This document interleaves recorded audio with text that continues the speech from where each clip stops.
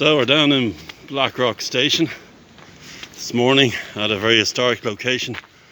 This is where the original railway was, and these flagstones, they've disappeared now. It's more of kind of a macadam area, grassed area. There's a retaining wall leading back to Blackrock Station. Blackrock Station is the oldest station in the country. Yes, the oldest station in the country. 1834, December 1834 it opened, and it was the only intermediate station that opened when the first train left Westland Row, as it was known then. It was known Westland Row until 1966, and it was changed to Padraig Pearse. So that dates back to 1834, and a lot of conjecture was involved in building this railway. Geographically, building from the Strand Road gates down here, building effectively a causeway and a seawall, I should say, more descriptively. But you have to deal with local prominent landowners, Harcourt Lees and Cloncurry, Lord Cloncurry, and they wanted financial compensation. They wanted to be recompensed with also buildings, and we're heading down to one of these buildings at the moment. These very ornate Italianate towers, and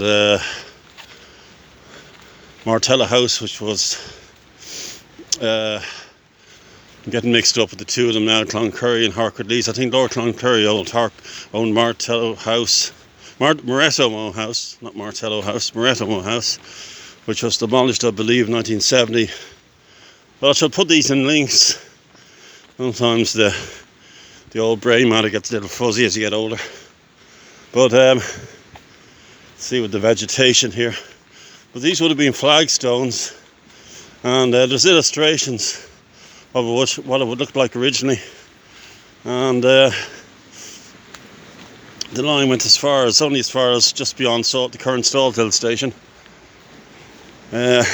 Dargan, extraordinary engineer, he was our own Isambard Kingdom Brunel, extraordinary man, and he oversaw the development of this from his base at Salthill Hotel. There's an old rail track there. So we're coming up to these flagstones, and these are from the original. These would have been put down in the 1830s. There you have the seawall, and you can see the incredible engineering feat, the seawall going right back up to those modern buildings there at Marion,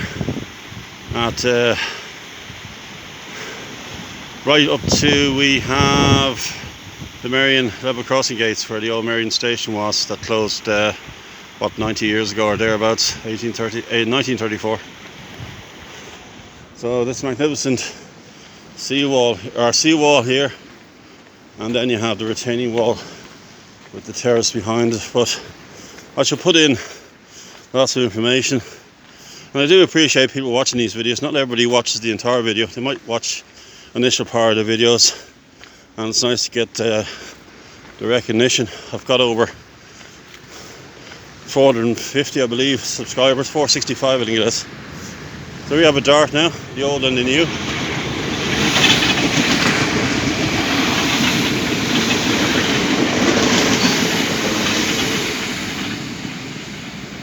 So, apart from being financially compensated, Lord Cloncurry, I hope that's the guy I'm referencing to these Cloncurry Towers, of course, Moretto House, and he wanted financial compensation, but he wanted, apart from selling the land to Dargan and the Dublin Kingstown Railway, he wanted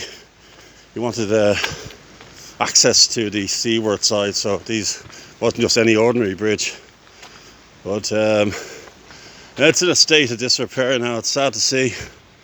The span that goes over, the bridge that goes over the, just stop here now, the bridge that goes over the railway was replaced a number of years ago. And on the other side, I think that dates back to probably Dublin and South Eastern Railway days. And there you have modern day apartments where the Moretto Martello house. I'll get it right eventually. It used to be. So I think whoever has a key, or it's still access, but I never see anybody actually on it. And it's unfortunately it's succumbed to local vandalism and graffiti, etc., etc. Happens unfortunately. We can see some of the windows are actually blocked up, and there's one interesting window on the seaward side, on the track side I should say, well, seaward side. But there used to be these tax laws they brought in, so you had to pay per window a tax. So but it's quite magnificent, this railing here. And just beyond us, Harcourt Lees, this bridge, Blackrock House, which is still there, and they fenced off that area.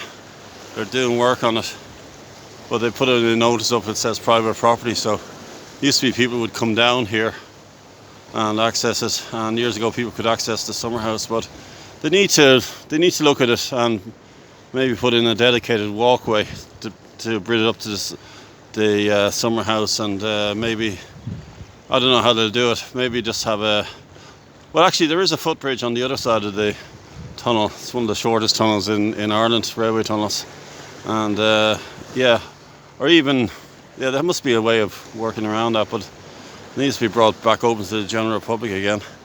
But this is a fenced off area. It shows the boundary of his land.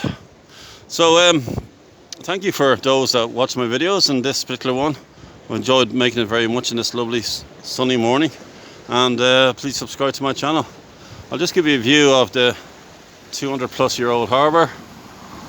You have the Bailey Lighthouse, Hoat. You have Pigeon House.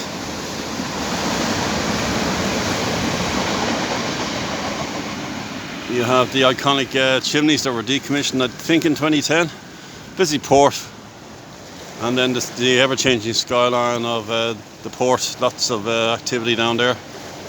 We have a lot of cranes. And there you have the Aviva Stadium.